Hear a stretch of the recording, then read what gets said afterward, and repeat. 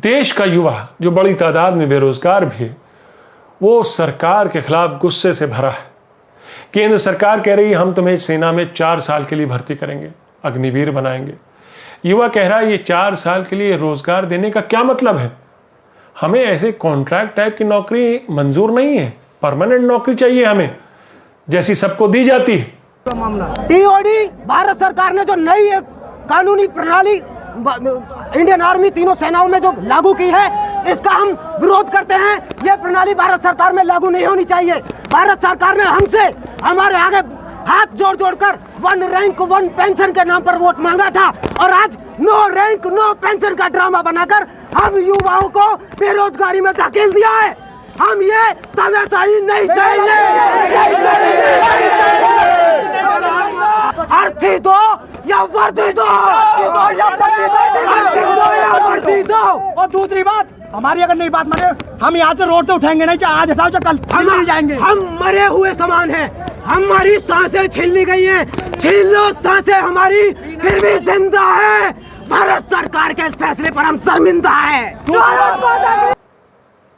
उत्तर प्रदेश, बिहार, हरियाणा, उत्तराखंड में युवा सड़कों पर उतर आए हैं। सोशल मीडिया पर आगजनी और तोड़फोड़ के कई वीडियो तैर रहे हैं। अग्निवीरों का गुस्सा उबाल पर है। उनको लग रहा उनके साथ सरकार ने धोखा किया है।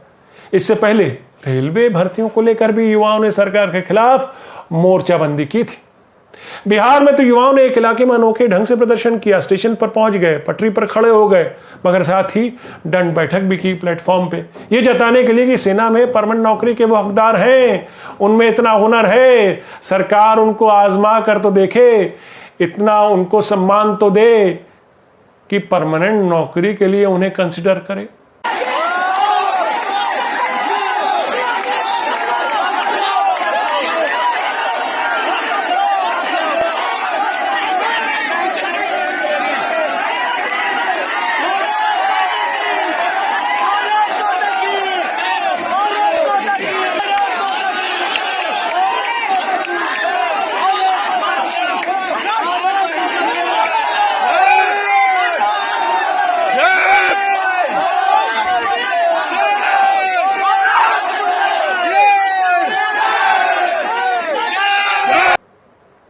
ये Agnipath scheme the tour of duty भर्ती योजना के तहत तैयार की गई है।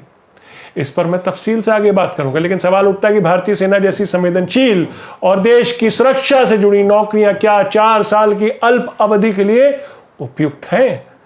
क्या देश की सीमा की सुरक्षा की जिम्मेदारी ऐसे लोगों को दी जा सकती है जिन्हें मालूम है कि 4 साल में उन्हें नौकरी से हटा दिया जाएगा? और सरकार को तो पता ही, क्या इसे सुरक्षा के लिहाज से उचित कहा जा सकता है?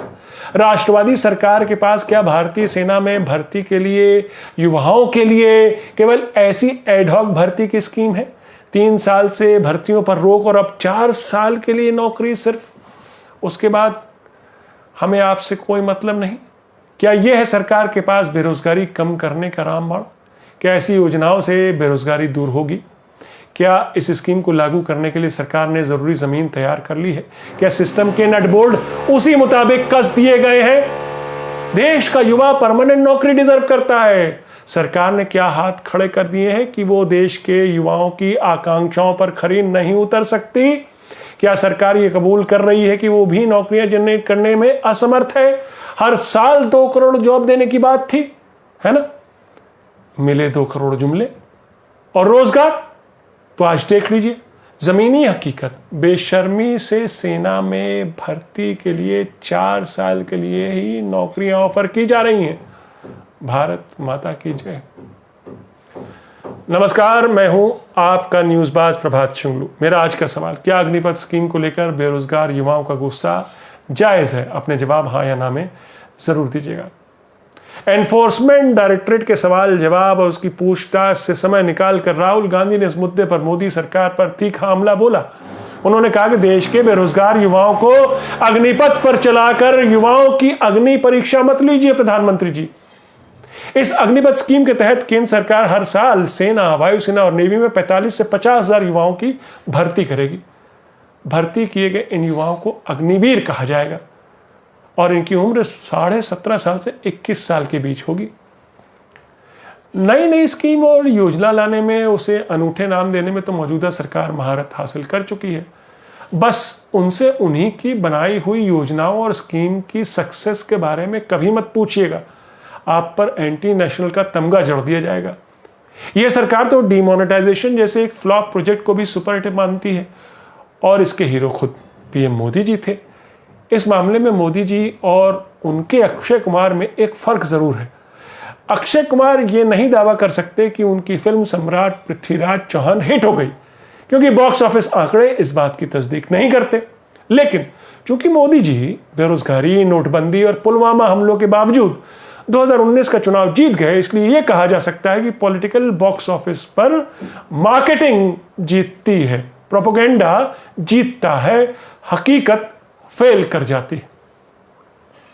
बहरहाल Agnipath the tour of duty scheme के तहत सरकार ये नौकरियां इन युवाओं को केवल 4 साल के लिए ही ऑफर कर रही है, और हर साल इसमें से सिर्फ 25% लोगों को ही परमानेंट कमीशन दिया जाएगा, यानी बाकी 75% लोगों की नौकरियां, युवाओं की नौकरियां समाप्त कर दी जाएंगी, खत्म कर दी जाएंगी। यानी अगर मान लीजिए हर साल सरकार इन तीनों सेनाओं में 48,000 भर्ती करती है युवाओं की, तो हर साल इनमें से 36,000 युवा छांट दिए जाएंगे। जब ये 4 साल पूरा कर लेंगे, उसके बाद 36,000 छांट दिए जाएंगे, यानी उनकी नौकरी समाप्त कर दी जाएगी कि अब आप जाइए, टाटा बाय बाय, हम आपको नहीं जानते। क्या देश का युवा ये डिजर्व करता है? और फिर 4 साल बाद अगर उन्हें कहीं नौकरी नहीं मिली तो वो क्या करेंगे? यानी 18 साल का नौजवान जो सेना में भर्ती होगा, वो 22 साल की उम्र में फिर बेरोजगार हो जाएगा।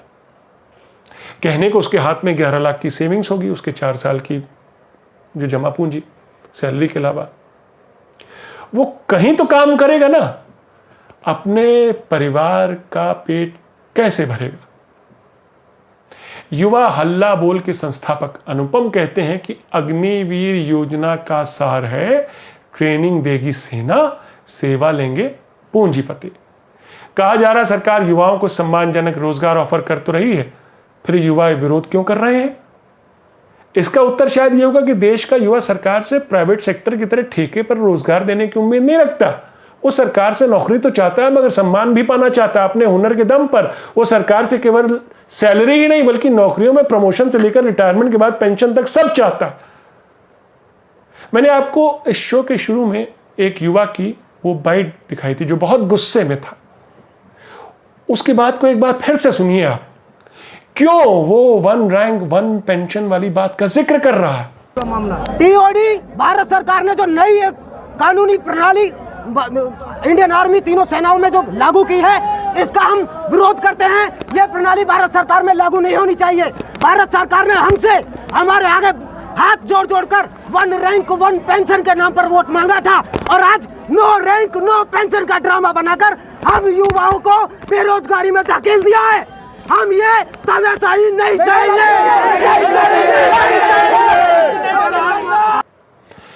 मगर अग्निपथ स्कीम में सरकार का चुनावी स्टंट ज्यादा दिख रहा है।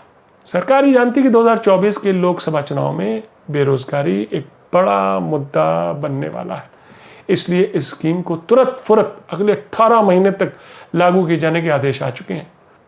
रक्षा मंत्री इस योजना के ऐलान का चेहरा बनते हैं। हालांकि किसी छोटी या बड़ी महत्वपूर्ण स्कीम में प्रधानमंत्री मोदी जी ही चेहरा रहे पिछले 7-8 सालों में। इस बार क्यों नहीं? आखिर वो क्यों नहीं बने रक्षा व्यवस्था में सबसे अनूठी रोजगार योजना का चेहरा? ये बात एक पल के लिए अचरज में जरूर डालती है। इस स्कीम को लेकर युवा ही नहीं बल्कि देश की राजनीतिक पार्टियां भी सरकार के इस अग्निपथ स्कीम को वापस लेने की मांग कर रही हैं। इस अग्निपथ स्कीम की चौतरफा आलोचना हो रही है। युवाओं के गुस्से के मद्देनजर गृह मंत्रालय की तरफ से एक और बयान आता है कि 4 साल बाद सेना से निकाले गए इन युवाओं को केंद्रीय सुरक्षा बलों जैसे सीआरपीएफ, सीआईएसएफ, आईटीबीपी आदि में नौकरियां दिए जाने में प्राथमिकता दी जाएगी। दरअसल इन केंद्रीय सुरक्षा बलों में भी करीब 1.25 लाख वैकेंसियां हैं, ज्यादातर सी क्लास कर्मचारियों के लिए, ऐसे ही सिपाहियों के लिए। लेकिन केंद्रीय सुरक्षा बलों से जुड़े कुछ पूर्व अधिकारियों ने चिंता जताई है कि सेना से हटाए गए सिपाही आखिर केंद्रीय बलों में क्यों रखे जाएंगे। इससे सुरक्षा बल की साख और दूसरे कर्मचारियों के मनोबल पर भी असर पड़ेगा। लेकिन जब केंद्रीय सुरक्षा बलों में भी वैकेंसियां हैं तो इन्हीं युवाओं को आप परमानेंट तौर पर उन केंद्रीय सुरक्षा बलों में सिपाही क्यों नहीं बनाते, और फिर किसका इंतजार हो रहा है? ये काम तो अभी हो सकता है। सवाल यह है कि इतने सालों में वैकेंसियां रहीं तो अब तक क्यों नहीं भरी गई, या ये वैकेंसियां भी 4 साल बाद भरी जाएंगी? सरकार ने सेना और दूसरे सेक्टरों में भर्तियों पर रोक क्यों लगा रखी थी? अगर स्कीम युवाओं को भा जाती है, फर्ज कीजिए, तो सरकार ऐसी स्कीम दूसरे सेक्टरों और मंत्रालयों से जुड़े विभागों के निचले स्तर की नौकरियों में भी जरूर लाएगी। तो क्या सरकारी नौकरियां अब केवल अल्प अवधि के लिए ही दी जाएंगी? शायद इसलिए देश के युवा ने इस स्कीम को, अग्निवीर स्कीम को, अग्निपथ स्कीम को सिरे से खारिज कर दिया है। मेरा आज का सवाल मैं दोहराता हूं, क्या अग्निपथ स्कीम को लेकर बेरोजगार युवाओं का गुस्सा जायज है? अपने जवाब हाँ या ना में जरूर दीजिएगा। तो ये थी आज की न्यूज़बाजी। फिर मिलेंगे एक नई न्यूज़बाजी के साथ। तब तक के लिए नमस्कार।